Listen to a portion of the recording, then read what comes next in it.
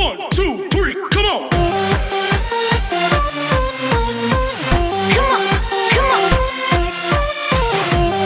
Hello दोस्तों, आज का हमारा अध्याय है 10 जीवों में श्वसन। हमारे आसपास में जो जीव है, मानव है, जानवर है, जंतु हैं, वो किस प्रकार से श्वसन प्रक्रिया करते हैं, आज हम उसके बारे में जानेंगे। तो आइए अपना अध्याय शुरू करते हैं। जीवों में श्वसन। हम श्वसन क्यों करते हैं? हमारे श्वसन की क्यों आवश्यकता है कि ऑक्सीजन भोजन को विखंडन में सहायता करती है, इसीलिए हमें ऑक्सीजन की आवश्यकता होती है। सभी जीवों को भोजन से ऊर्जा प्राप्त करने के लिए श्वसन की आवश्यकता होती है। यह ऑक्सीजन की उपस्थिति में विखंडन करती है या ऑक्सीजन की अनुपस्थिति में विखंडन करती है। इसके आधार पर हम यहाँ श्वसन को 2 भागों में बांटते हैं। वायवीय श्वसन। कोशिका में ऑक्सीजन भोजन यानी ग्लूकोज को विखंडन करता है, जिसमें कार्बन डाइऑक्साइड और जल बनता है। साथ में ऊर्जा का निर्माण होता है। यह ऊर्जा हमारे जीवों के काम आती है। इस प्रकार का जो श्वसन होगा वो वायवीय श्वसन होगा, जिसमें ऑक्सीजन का उपयोग किया जाएगा भोजन को तोड़ने के लिए।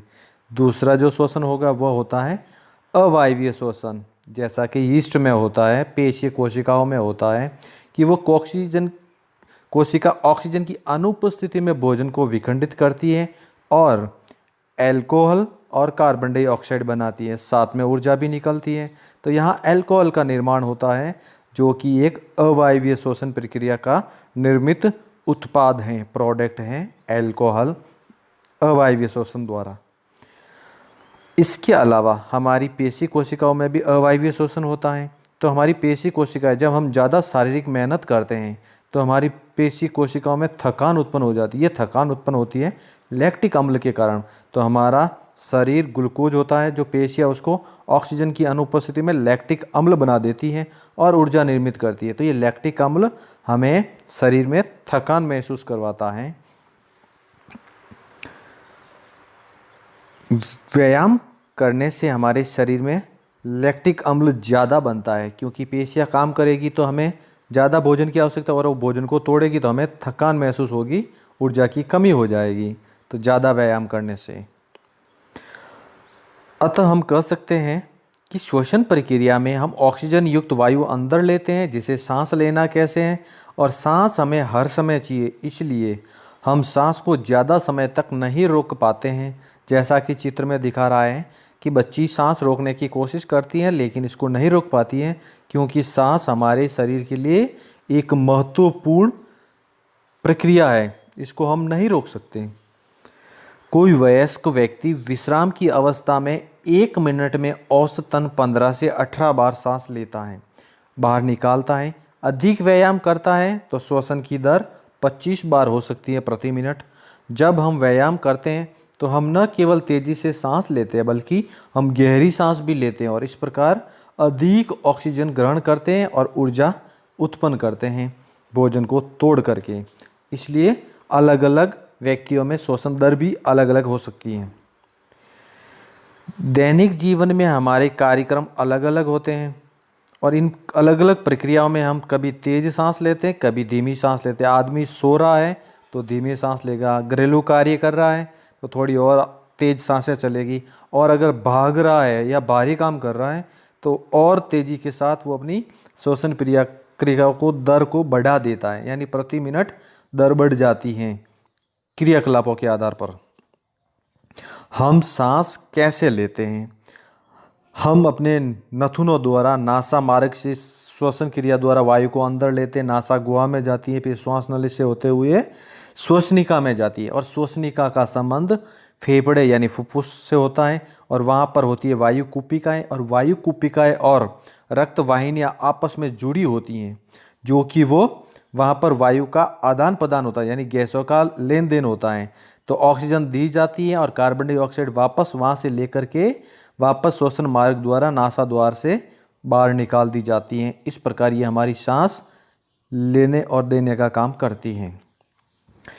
हमारे आसपास में वायु अनेक प्रकार की अवांछित कण होते हैं। ये धूल के कण, पराग कण आदि ये हमारी अंतःशोषण के द्वारा कण अंदर चले जाते हैं। नासा गुहा में श्लेष्मा और रोम होते हैं जो इन अवांछित तत्वों को, कणों को रोक देते हैं और शुद्ध और ठंडी हवा हमारे शरीर में प्रवेश करती है जो हमारे स्वास्थ्य के लिए अच्छी होती है। तो नासा गुहा का ये कार्य है कि वो अपशिष्ट पदार्थों को रोक देती हैं। मानव में शोषण प्रक्रिया दो तरह से होती है, एक अंतःशोषण यानी सांस को अंदर लेना, उच्च शोषण यानी सांस को बाहर निकालना। जब डायाफ्राम उठ जाता है तो जगह फैल जाती है जिससे वायु अंदर की तरफ चली जाती है, इसे हम अंतःशोषण कहते हैं। जब डायाफ्राम वापस सिकुड़ता है तो फेफड़े भी सिकुड़ते हैं जिससे वायु वापस बाहर निकल जाती है, इसे उच्च शोषण कहते हैं। इस तरह की प्रक्रिया को समझने के लिए आइए क्रियाकलाप करते हैं। धूम्रपान स्वास्थ्य के लिए हानिकारक होता है क्योंकि धूम्रपान हमारे फेफड़ों में जाता है और ऑक्सीजन ग्रहण करने की क्षमता को कम कर देता है जिससे हमारे फेफड़ों को नुकसान पहुंचता है। इसीलिए कहते हैं धूम्रपान कैंसर का कारण बन सकता है। प्रत्येक व्यक्ति की वक्ष यानी फेफड़ों का आकार अलग अलग होता है। कोई अंदर सांस ज़्यादा देर तक रोक सकता है, कोई उसको अलग समय तक रोक सकता है। तो सांस को रोकने की क्षमता उनके वक्ष पर निर्भर करती है। फेफड़े कितने मजबूत हैं उतनी देर वो सांस को रोक सकता है। आइए इस क्रिया विधि को समझते हैं श्वसन की। कांच का गिलास लेते हैं, उसमें छोटे छोटे दो गुब्बारे लगा दिए और कांच का नीचे वाला भाग काट करके वहाँ पर भी हमने एक रबड़ की झिल्ली बांध दी। जब हम रबड़ की झिल्ली को खींचते हैं तो हवा अंदर ऊपर से अंदर प्रवेश करती है और गुब्बारे फैल जाते हैं। जब झिल्ली को वापस छोड़ते हैं तो गुब्बारे पिचकते, हवा बाहर निकल जाती है। इस प्रकार की क्रिया ये होती है श्वसन की। जो रबड़ का काम है वो डायाफ्राम का कार्य की तरह कर रही है जो हवा को निकालना और ग्रहण करवाता है। बेहतर जीवन के लिए श्वान यानी योगा और व्यायाम करना चाहिए। अगर हमें नियमित परंपरागत श्वसन व्यायाम से हमारे फेफड़ों में वायु को अंदर लेने की क्षमता को बढ़ाता है, इसी प्रकार हमारे शरीर की कोशिकाओं को ज़्यादा ऑक्सीजन की आपूर्ति होगी जिसके फलस्वरूप हम अधिक ऊर्जा उत्पन्न कर सकते हैं। इसलिए हमें ऑक्सीजन की आवश्यकता होगी। हम उच्च श्वसन में बाहर क्या निकालते हैं इसको परखने के लिए हमने अपनी मुंह में से फूंक यानी हवा को एक परखनली में लिया। परखनली के अंदर हमने चूने का पानी लिया। जब उसमें से यह हवा गुजरती है तो उस पानी को दूधिया कलर कर देती है जिससे ये पता चलता है कि हमारी हवा यानी फूंक में कार्बन डाइऑक्साइड गैस है जिसके कारण ये दूधिया रंग उत्पन्न हुआ। ये पता लगाने के लिए क्रियाकलाप है। अंतःश्वसित और उच्च श्वसित वायु में ऑक्सीजन और कार्बन डाइऑक्साइड का प्रतिशत। अंदर जाने वाली वायु 21% ऑक्सीजन होती है और वापस बाहर निकलने वाली वायु में 16.5% ऑक्सीजन होती है। इसके अलावा कार्बन डाइऑक्साइड भी जाती है 0.04% के रूप में और जब बाहर निकलती है तो 4.4% कार्बन डाइऑक्साइड बाहर निकल जाती है फेफड़ों से। अन्य जंतुओं में भी श्वसन होता है। यह श्वसन अलग अलग प्रकार का होता है। कॉकरोच में श्वसन, कॉकरोच के शरीर के पार्श्व भाग में छोटे छोटे सूक्ष्म छिद्र होते हैं जिन्हें हम वात रंध्र कहते हैं। इन वात रंध्रों के द्वारा श्वास प्रणाली या वातक के द्वारा यह श्वसन प्रक्रिया अपनाता है। तो कॉकरोच यानी तिलचटा में वातक होते हैं जिसके द्वारा यह श्वसन प्रक्रिया को पूरा करता है, सांस अंदर लेता है और बाहर निकालता है। इसी प्रकार मछली में श्वसन क्लोम यानी गिल के द्वारा होता है। तो जल में घुली हुई ऑक्सीजन का उपयोग करती है मछली और इसके क्लोम में रक्त वाहिकियों की संख्या ज़्यादा होती है जो कि यहाँ पर गैसों का विनिमय होता है, यानी कि ऑक्सीजन मछली लेती है और कार्बन डाई वापस इन क्लोम को दे करके बाहर विसर्जित कर लेती हैं। इस प्रकार ये श्वसन की प्रक्रिया होती है मछलियों में। और जानते हैं ज़्यादा पादपों में श्वसन किस प्रकार होता है। तो पादपों में जानने के लिए पादप की जो पत्तियां होती हैं, इन पत्तियों के किनारे छोटे छोटे सूक्ष्म छिद्र होते हैं जिन्हें हम स्टोमा कहते हैं।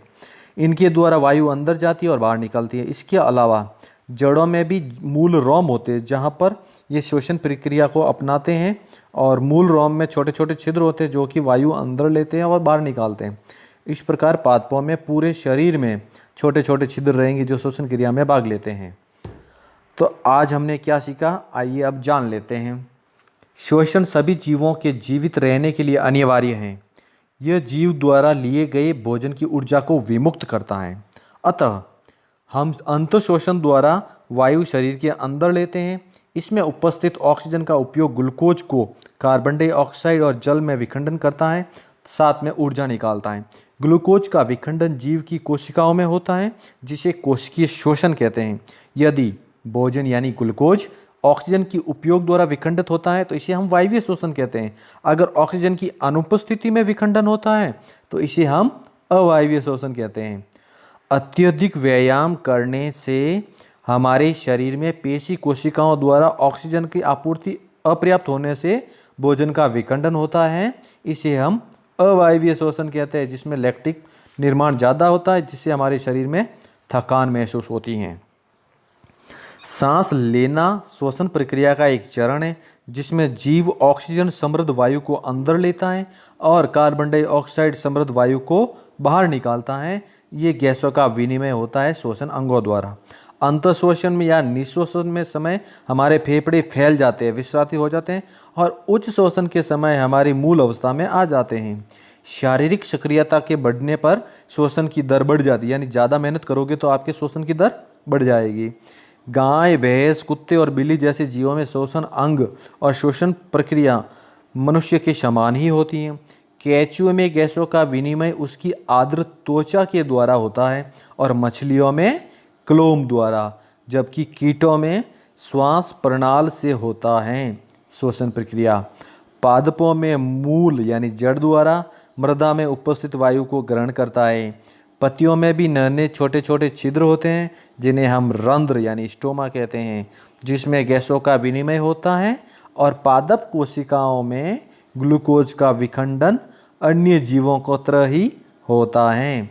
इस प्रकार से आज का अध्याय हमारा यही समाप्त होता है। मिलते हैं अगले अध्याय में अगले वीडियो के साथ। तब तक के लिए जय हिंद, जय भारत।